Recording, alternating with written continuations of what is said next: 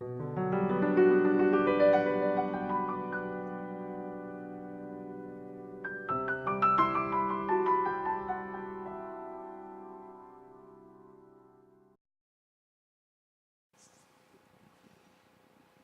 à tous.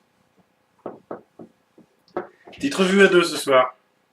Donc bienvenue sur les potins d'Hervé ou sur LVPV, suivant où vous le regardez. La caméra elle est là.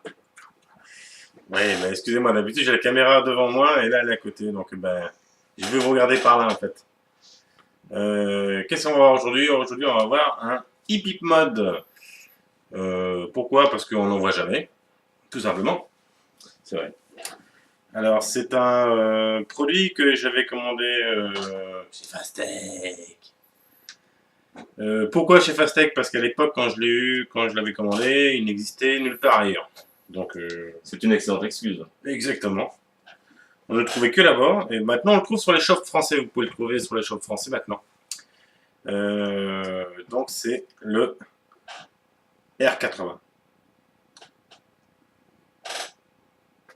Petit hip mode que j'adore.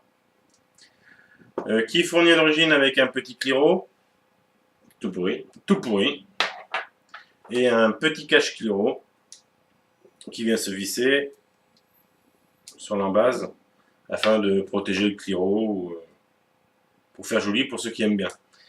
À savoir qu'il est, moi je l'ai eu sans kit, hein, je l'ai eu nu. À savoir que vous pouvez le trouver sur les shops français avec l'appellation R80. On n'a pas trouvé la marque. Non-aime. Voilà, ça s'appelle le R80. C'est fourni dans une petite boîte métallique avec justement avec l'IPIP, avec un Cliro, un AQ 18350, un AQ 18650 et un chargeur. En l'occurrence, là on va le tester avec du 650. J'ai pas de 350. 350, ça sert à rien. Voilà, ça dure pas si longtemps. Moi j'ai opté plutôt pour un petit dripper, un petit RDA de chez Smoke. Qu'est-ce qu'on fait? On le dépiote d'abord. Et puis on voit comment ça va après. Bah voilà, bon feu. Alors nous voici avec le hip mode R80 en gros plan. Donc on a quand même un produit de bonne facture. Alors on a un corps qui est entièrement en inox. Donc corps inox, top cap inox. La seule partie sur un métal différent, ça va être le cache, ce petit cache qui sert à protéger les Cliro. Alors attention, Cliro de petite taille de ce type, qui sert normalement. Hop. Voilà. Je trouve pas ça très esthétique, je suis pas un fan non plus des vapeurs chaudes avec des résistances en haut. Donc moi perso, j'utilise pas ce genre de produit. Donc hop, ça j'enlève. Ça j'aime pas non plus. Alors c'est la seule partie qui est en aluminium. Voilà. Donc on retrouve un pas de vis 510 ainsi qu'un pas de vis égaux. Le top cap, un poussoir assez sympa au niveau de l'utilisation. Une bague de verrouillage que vous dévissez.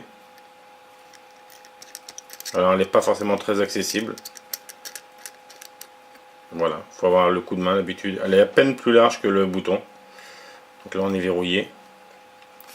Ensuite on enlève le top cap.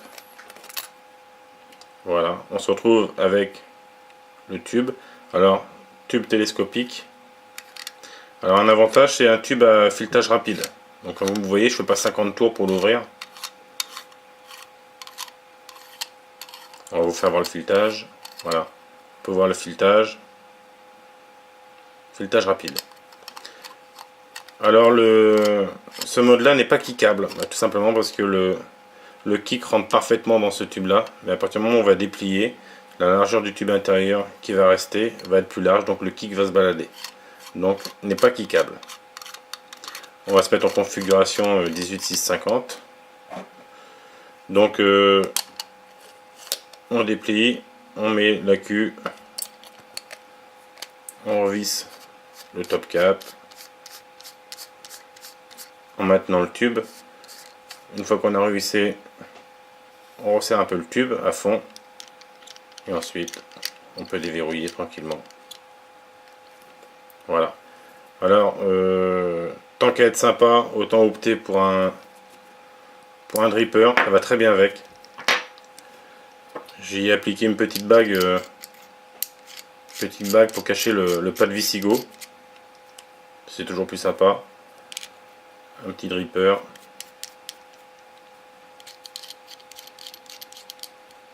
Voilà. Et un drip type long, comme je le conseille, pour pouvoir vaper quand on est en mode plié, parce qu'on peut vaper en mode déplié comme ceci, ou en mode plié. Voilà. Et le dégazage? Alors, pour le dégazage, non, il n'y a pas de trou de dégazage. Mais à la fois, le mode est ouvert au niveau d'ici, vous ne le verrez pas, c'est un petit peu sombre. Ici, on a une ouverture avec la languette qui sert à avoir un pliage et un dépliage assez franc. Et ici, nous avons le câble. On a un câble électrique qui permet d'alimenter le plot 510, donc le dégazage se fait par là. On a un petit trou de dégazage, mais qui est léger ici, mais enfin qui doit être quand même largement suffisant. Voilà, on passe en plan large et puis on regarde comment ça va. Bon, ben on voit comment ça va.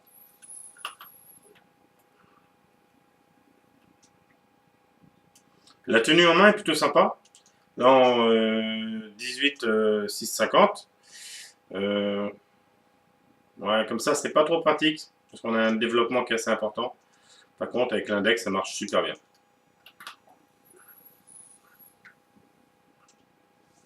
Ou alors l'utiliser en version mode. Ah, moi j'aime bien cette petite gueule, moi honnêtement ça me plaît quoi. Par contre ça fait pas cacaille quoi, c'est voilà, les développements sont bien tac tac.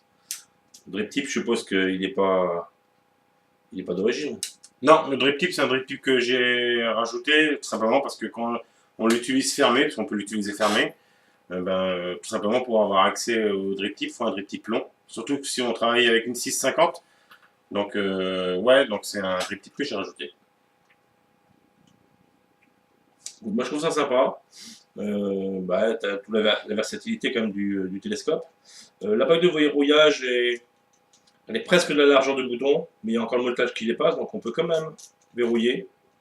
Faut pas avoir les doigts carrés quoi. Oui, faut pas avoir des gros doigts de mécano. Faut y aller. Le bouton il fait pas caille non plus, il glisse bien, il est agréable. Avec l'index c'est sympa.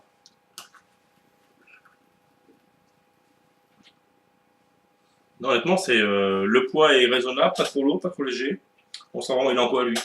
Il est en inox. Il est en inox, voilà, du full inox, donc c'est un full méca. Oui, full méca. Donc avec système de languette dessous qui sert de ressort et qui sert certainement de. Ah, par contre, comment se fait le positif au milieu, je sais pas. Non, il y a un fil. Il y a un fil qui passe du. On a un petit fil. Alors, est-ce que c'est un full méca? Parce que le bouton est méca. Mais non, on a juste un petit fil qui fait la liaison entre les deux. Il y a un fil, c'est pas un full méca. Voilà, donc on a juste un petit cordon d'1 centimètre qui fait la liaison entre le plot de la batterie et le plot positif pour l'atomiseur. Moi j'aime bien, moi. Moi c'est assez sympa. Tu vas pas tarder à être sec, mais c'est sympa. Pas encore, pas encore. Non, ça c'est un bon produit. Je te montrer aussi que au niveau des drippers, le dripper rentre parfaitement dans le logement prévu au Cliro. Donc là, c'est un dripper en 15 mm. Oui. Un petit octopus. Petit octopus, ça rentre parfaitement. Et voilà. Voilà. Moi, j'adore. Il a fait beaucoup d'effets au Vape Expo. Beaucoup de gens en ont parlé. Donc, il a fait son petit effet. J'en suis très content parce que c'était le but du jeu. Parce que moi, je trouve que ça claque. Je trouve que c'est original, ça claque sa grand-mère, tout simplement. Donc on trouve ça à peu près à quel tarif sur les shops français, entre 55 et 60 €. Je crois que j'ai vu un site, je suis en train de regarder rapidement. Un site, oui, c'est pas excessif, inox, belle qualité de finition. Alors on le trouve aux alentours de j'ai vraiment un PC de merde, quoi. 56 €. 56 €? Oui. Dedans, dans le kit, vous trouvez le mode LR80, un accu 18350, un accu 18650, un chargeur, un fusible, et un Cliro. Ben voilà, tout est dit, quoi.